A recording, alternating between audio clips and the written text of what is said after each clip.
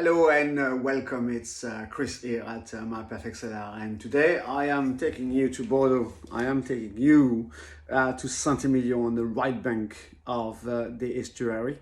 This is Chateau Faure, Saint-Emilion Cru Classe, 2018. So owned by the Dessel family. So Olivier Dessel is quite busy because he's got two estates in Bordeaux, Massamiel in the Roussillon, and also an estate in Burgundy, as you know. So running those four operations ask him a lot of energy and time. This is an historical estate of about 18 hectares that is planted, funnily enough, with more Cabernet Franc, such as Cheval Blanc or even Figeac. And the rest is 35% of Merlot and 5% of Malbec. As you know, Malbec is really known in Cahors for the black wine back in the 1970s, and now obviously in Argentina. But it originates from Bordeaux. Clay-laden vineyard, which manage very well the structure for the wine, but also the water.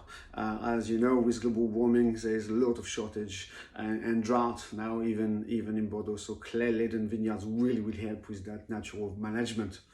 2018, one of those vintage that has been actually very wet during the winter as well as the spring. It turned out a little bit during the summer, even though a bit of hail, so some people have lost quite a dramatic amount of wine. But at the end of it, it turned out to be one of the greatest success of the 20th century. As usual, you will say with Bordeaux, but 18 was one of those wines. So Jean Faure 18 really turned out to be one of those wines. So on the site, it's a very dark garnet core and rims. There's no sign of evolution whatsoever. On the nose, it's really ripe. There's a lot of black fruit, the blackberries, the currant, the licorice. There's even blueberries there. There's a wet earth. There is kind of spices from oak, even though the wine only sees 35% of new oak for 18 months aging. So all that is really absorbed by the quality of the fruit. There's a bit of tar as well. There's definitely some cloves that are coming again from the oak aging. It's intense and a complex nose. On the palate, again, you know, the ripe characters really show through with the ripe plums, with the blackberries, the crème de cassis, you know, the currant. There's also the earthiness coming from the ripe Cabernet Franc. You've got a touch of ink, licorice again is coming through.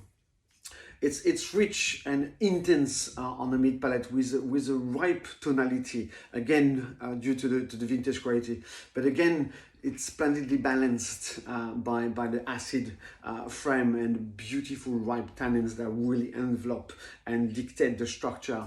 It's really well made. It's beautifully lifted. It's beautifully crafted. It's powerful nonetheless, but precise, and it has a long finish on the spices from oak. It's a big wine, so you could actually think about buying some and just sit on it for a couple of years without a doubt.